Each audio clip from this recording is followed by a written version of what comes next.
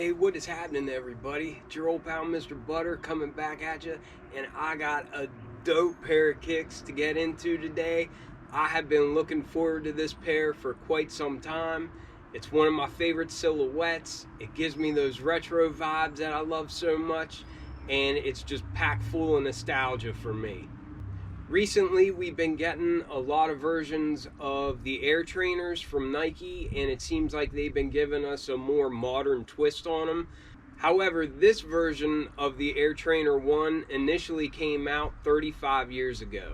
I got a quick look at these, and they look like they did a really good job on them, so I can't wait to get into them. If you're into kicks and you feel like hanging out, then hit that subscribe button.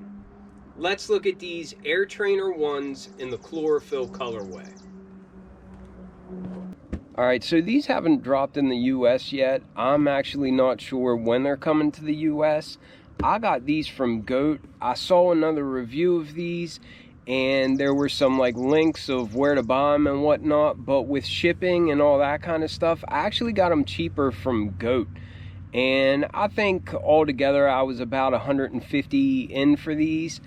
And I did see that they're available on End Clothing right now. I think the retail price is $140, and you'll have to pay a little bit extra for shipping, but I am seeing these pop up on some other retailers.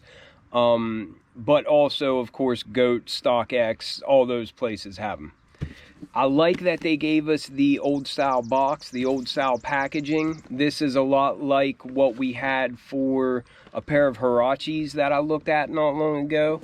It's got this striped bottom. It's like different shades of gray. And it says, Nike sports shoes are manufactured to the exact specifications of champion athletes throughout the world. But I think that's a cool touch. I like the old school packaging. And then the tag reads Air Trainer 1. The colors are white, black, and medium gray. This is a size 10.5. I do prefer to go up a half size from my regular size when I get an Air Trainer 1 or an Air Trainer 3, because where that little Velcro strap is on the front, I have a wide foot at the front, so I like to get a half size bigger to prevent rubbing. If not, they usually, you know, stretch out a little bit with wear, so I'll get a 10 if that's all I can get, but I prefer to get a 10.5. And then enough of that rambling. Nobody cares about that. These are so good. I am so pleased with the way that these turned out. Not just the overall look and that nice, you know, these came out in '87. That's the first time that we saw the Air Trainer, and it was designed by Tinker Hatfield. He was inspired to make these whenever he had got back from the gym, and he noticed that people were changing their shoes. They were taking multiple pairs of shoes with them for like running and then weightlifting and that sort of thing. He came up and drew up the plans for this shoe because he wanted to make a shoe that could just do it all, you know, just serve all the purposes you would need. And that's how the Air Trainer was born. But like I said, this came out in '87. It definitely has that retro look to it, you know, it definitely gives you those '80s vibes. I never had a pair of Air Trainer 1s until here recently.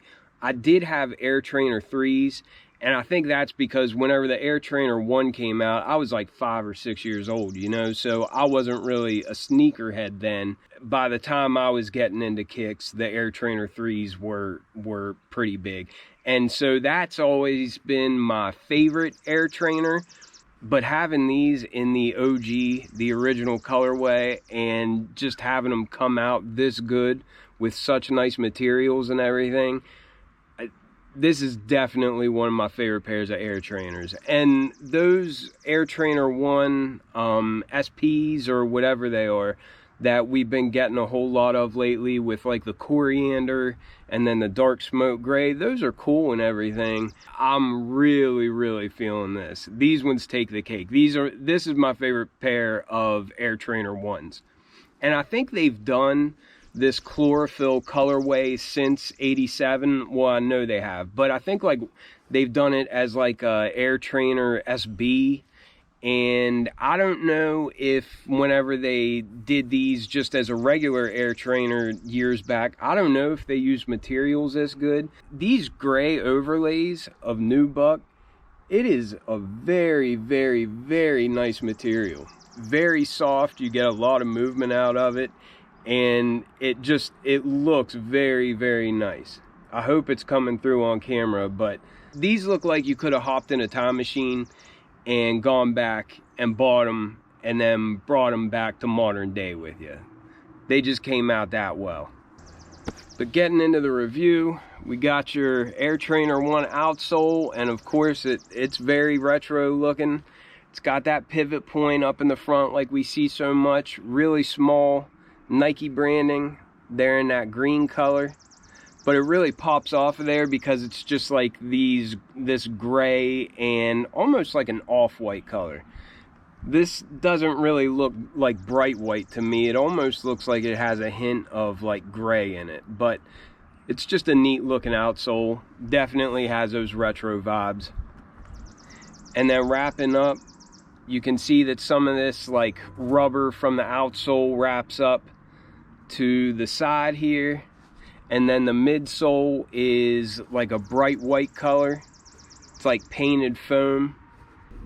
And you can see that along with this bright white foam on the midsole, you also get this accent, like this black painted area. And the paint's very neat on these. I really think they did a good job. I think they took their time with it, and I'm glad because I love this shoe so much. Coming up here to the mudguard, that's where we'll get our first look at this nice gray nubuck. And I don't know if you can see all the movement on it. A lot of times that's really hard to capture on camera, but you get a lot of life out of it and just a lot of movement and a lot of color change with the direction. So hopefully you can see that.